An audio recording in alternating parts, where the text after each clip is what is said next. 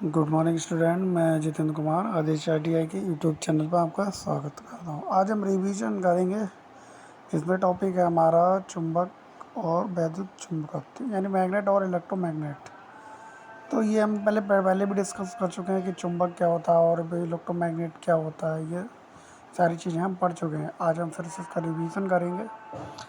तो चुंबक क्या होता है? एक ऐसा पिंड जिसमें लोहा, निकेल आदि को अपनी ओर आकर्षित करने की क्षमता हो एवं स्वतंत्रता पूर्वक लटकाए जाने पर सदैव उत्तर दक्षिण दिशा में ही ठहरता हो, चुंबक कहलाता है। मतलब ऐसा पिंड या ऐसा कोई क्षण जिसको लोहे या निकेल को अपनी ओर आकर्षित कर सकता था, चाहे उसको स्वतंत्रता पूर्वक हम लटकाएंगे तो वो नॉर्थ और साउथ दिशा में ही ठहरेगा। मतलब ईस्ट और वेस्ट में नहीं ठहरेगा, वो नॉर्थ और साउथ में ही ठहरेगा। तो वह क्या कहलाएगा? हमारा पिंड चुंबक। अब आगे हम बात करते हैं। चुंबक रासायनिक रूप से लोहे का ऑक्साइड है, मैग्नेटाइट Fe3O4। चुंबक में ध्रुवों की संख्या 2 होती है। मतलब चुंबक में कितने ध्रुव होते हैं? 2 ध्रुव, नॉर्थ और साउथ। अति सूक्ष्म भागों में काट देने पर भी चुंबक में ध्रुवों की संख्या 2 होती है। मतलब हम एक चुंबक को कई टुकड़ों में भी अगर विभाजित करेंगे तब भी उसमें जो पोल की संख्या होगी नॉर्थ और साउथ ही होगी।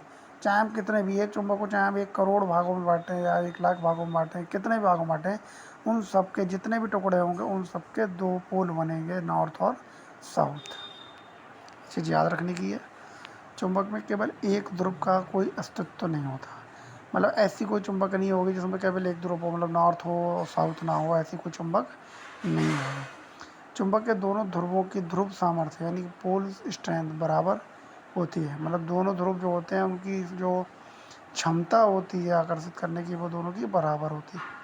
चुंबक की प्रबलता सबसे अधिक ध्रुवों पर तथा सबसे कम बीच में होती है। अब जैसे चुंबक होता है उसको आकर्षित करने की जो क्षमता है वो उसके किनारों पर होगी, सिरों पर होगी, और सबसे कम जो होगी वो बीच में होगी। मतलब पोलों पे सबसे अधिक आकर्षण बल लगता है चुंबक में। आगे का वर्त करते हैं। चुंबक के किनारों की बीच की लंबाई को ज्यामितीय लंबाई कहते हैं तथा ध्रुवों के बीच की लंबाई को चुंबकीय लंबाई कहते हैं। चुंबक के ठीक मध्य में चुंबकत्व नहीं होता है। दो चुंबक के समान ध्रुवों में प्रतिकर्षण तथा विपरीत ध्रुवों में आकर्षण होता है। अगर समान ध्रुव होंगे मतलब नॉर्थ नॉर्थ को आकर्षित नहीं करेगा और साउथ साउथ को आकर्षित नहीं करेगा, जबकि नॉर्थ साउथ को आकर्षित कर सकता है और साउथ नॉर्थ को और नॉर्थ साउथ को।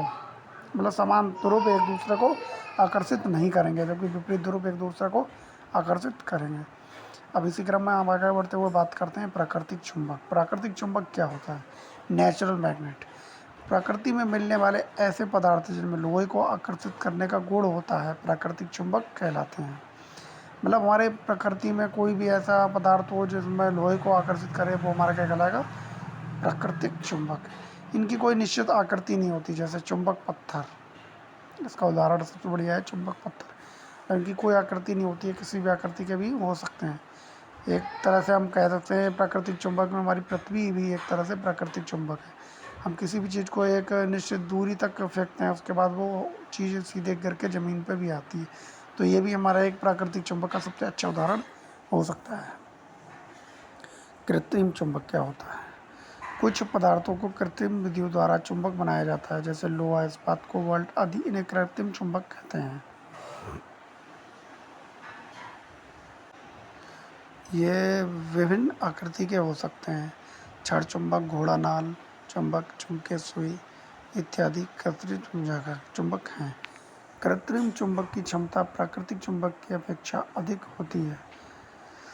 मतलब कृत्रिम चुंबक की जो क्षमता है वो प्राकृतिक चुंबक की अपेक्षा अधिक होती है। अब आगे हम बात करते हैं चुंबक के प्रकार। चुंबक कितने प्रकार के होते हैं? स्थायी चुंबक, वैसा चुंबक जो कठिनता से चुंबक बनता है और कठिनता से ही चुंबकत्व समाप्त होता है, स्थायी चुंबकत्व कहलाता है। ये लाउड स्पीकर, गैल्वेनोमीटर आदि में प्रयोग किया जाता है। इसे बनाने के लिए चुंबकीय मिश्र धातुएं भी प्रयोग की जाती हैं, जैसे एल्किनो एवं एल्कोनेक्स। ये हमारी मिश्र धातुएं हैं जो हम चुंबक बनाने में प्रयोग करते हैं। आगे हम बात करते हैं स्थायी चुंबक का बना होता है। स्थायी चुंबक इस्पात का बना होता है। एल्किलों में एल्युमिनियम, निकल, कोबाल्ट एवं लोहा होता है। एल्कोनैक्स में एल्युमिनियम, कोबाल्ट, निकल एवं लोहा होता है। अब बात करते हैं हम अस्थायी चुंबक। अस्थायी चुंबक क्या कहता है? वैसा चुंबक जो शीघ्र ही बन जाता है और शीघ्र ही चुंबकत समाप्त भी हो जाता है, अस्थायी चुंबक कहलाता है। अस्थायी चुंबक नरम लोहे का ही बनाया जाता है। विद्युत घंटी, डायनमो आदि अस्थायी चुंबक के उदाहरण हैं। विद्युत चुंबक एक अस्थायी चुंबक होता है। इसके चुंबकत्व का अस्तित्व तभी तक विद्यमान रहता है जब तक कि इसके कॉइल में से विद्युत धारा प्रवाहित होती रहती है। इसे आवश्यकता अनुसार शक्तिशाली बनाया जा सकता है। विद्युत चुंबक का सामर्थ्य निम्न बातों पर निर्भर करता है। नंबर 1 है पनिलका पर लिपटित तार के घेरों की संख्या, लिपटित तारों में प्रवाहित धारा की प्रबलता। अब चित्र में देख सकते हैं, जैसे ये कोई भी हमारी लोहे की छड़ होती है, परनालिका जिसे बोलते हैं, उसको हम तार की लपेटों को लपेट देते हैं और फिर उसमें हम विद्युत धारा प्रवाहित करते हैं, जिससे कि हमारा मैग्नेटिक फील्ड उत्पन्न होता है। अब हम इसी क्रम में आगे बात करते हैं विद्युत चुम्बकीय परिभाषिक शब्द। विद्युत चुम्बकीय में जो परिभाषिक शब्द क्या होते हैं? नंबर 1 होता है मैग्नेटिक सर्किट, चुंबकीय परपथ। चुंबकीय बल रेखाओं का पूर्ण एवं बंद मार्ग चुंबकीय परपथ कहलाता है। अब आगे हम बात करते हैं चुंबकीय क्षेत्र क्या था। चुंबकीय क्षेत्र, चुंबक के चारों ओर का वह क्षेत्र इसमें चुंबक के प्रभाव का अनुभव किया जा सके, चुंबकीय क्षेत्र कहलाता है। मतलब वह क्षेत्र, जैसे हमको चुंबक रख देते हो कि आसपास का सराउंडिंग एरिया जहाँ पे चुंबक विद्यमान होता है, मतलब उस क्षेत्र में अगर कोई भी लोहे का या कोई भी चुंबकीय पदार्थ उस क्षेत्र में ले जाएंगे तो वो अपनी ओर आकर्षित हो जाए, वह चुंबकीय क्षेत्र कहलाता है। चुंबकीय क्षेत्र की दिशा चुंबकीय सुई से निर्धारित की जाती है। चुंबकीय क्षेत्र का एसआई मात्रक टेस्ला है, इसका सीजीएस मात्रक गॉस होता है।